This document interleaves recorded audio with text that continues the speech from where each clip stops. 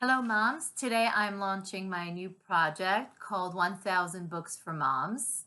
The reason I've decided to embark on this project of providing cheat sheets or book summaries for moms is because books have had a profound impact on my own mothering journey. And I'm aware that most moms are very, very, very busy.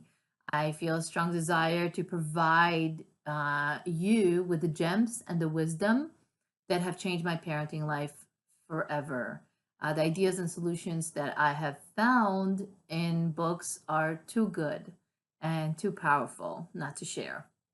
Today, I'm going to be sharing a summary of the book, Hold On to Your Kids, by Dr. Gordon Neufeld and Gabor Mate. And more importantly, I will try to share actionable steps from this book that I have taken and that other moms can take to implement the concepts and the phenomena that are brought up here. The idea is to give you tools that you can use right away in your family without investing time that I know that you do not have on reading all the content in the books. Let's dive right in.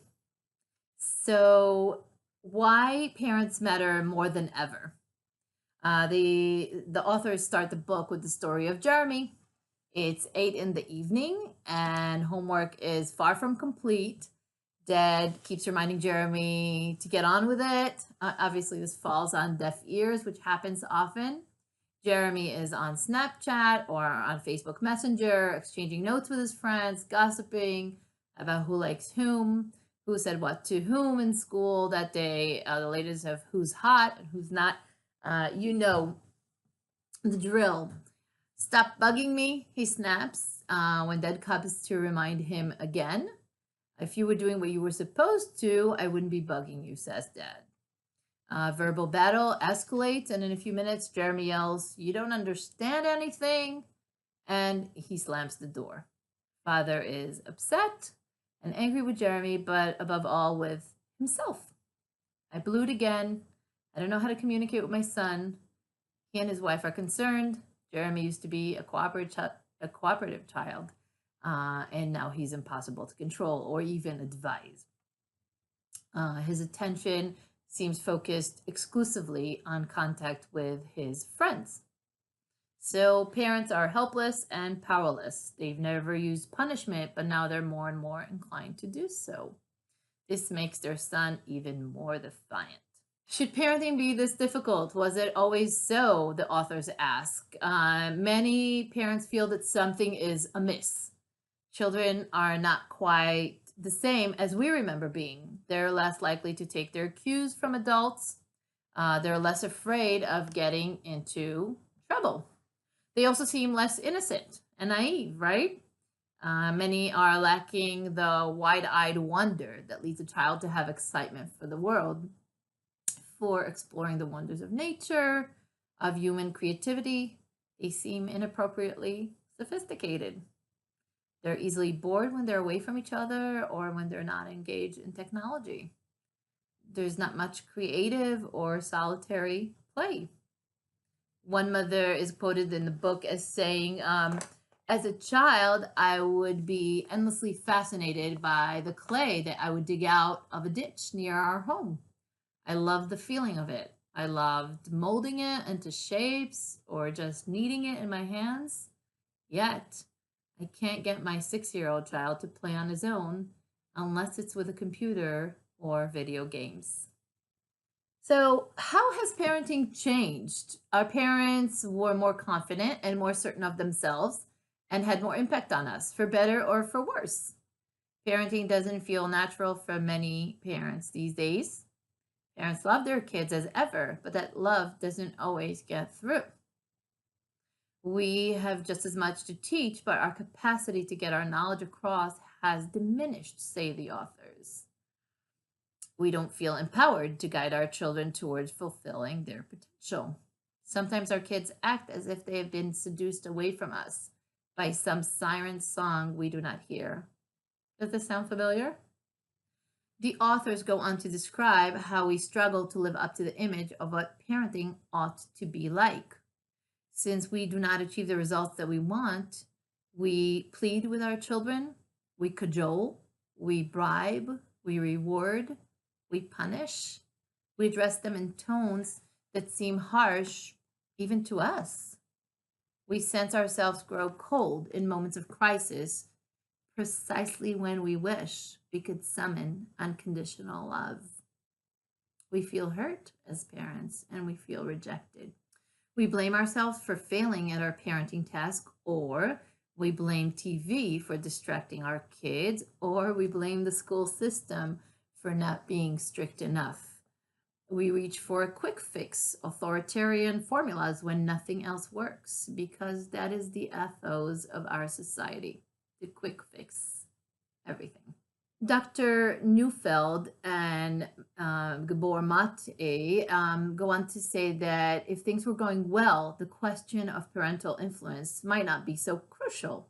If kids these days were self-sufficient, self-directed, and grounded in themselves, if they had a positive sense of who they are, if they possessed a clear sense of direction or purpose in life, then it wouldn't be so terrible that they don't listen to us. But those qualities are lacking. In homes, schools, and communities, children and young adults have lost their moorings, their anchors. Many of them lack self-control. Many are prone to alienation, drug use, violence, or general aimlessness. Who here recalls a feeling of aimlessness while growing up? I sort of do. Children today are less teachable. Who here has kids who refuse to learn in school or at home? More difficult to manage than in previous generations. Many kids have lost their ability to adapt, to learn from negative experiences, and to mature. There are unprecedented numbers of children that are being prescribed medications for depression, anxiety, and other diagnoses. There is bullying in the schools that's on the rise. At the very extreme, there's murder of children by other children. So the authors are painting a picture that is not so bright about the situation with our kids these days. They go on to say that elders are no longer the natural mentors for our kids. Parents and elders were always mentors for the young and human beings. This is still the case with all other species living in their natural habitat. There are more books and courses on child development than ever before. This is ironic because we have more access to books and courses on child rearing than any generation of parents before us. So what has changed? According to the authors, context. Parenting requires a context to be effective. What does this mean? A child has to be receptive if I'm going to succeed in nurturing, comforting, and guiding and directing her. If she's not receptive, I'm not going to be able to do that job. Children don't automatically grant us the authority to parent them just because we are adults, or just because we love them, or just because we think we know what's good for them or have their best interest at heart. Okay, so if parenting skills or even loving the child are not enough, then what is needed? Well, the authors say the attachment relationship is needed. For a child, for my child to be open to being parented by me, the adult, he has to be actively attaching to that adult. To me, he or she need to be wanting contact and closeness with the adult. At the beginning of life, this drive to attach is very physical. You see it. The infant literally clings to the parent and wants to be held, right? If everything unfolds according to the design, the attachment will evolve into an emotional closeness and a sense of psychological intimacy. Children that lack this kind of connection with those responsible for them are very difficult to parent or even to teach. Only the attachment relationship can provide the proper context for child rearing. So, what's the secret of parenting? The secret of parenting is not what the parent does, but rather who the parent is to the child. What this means is that what you do isn't as important as how your child perceives you or sees you.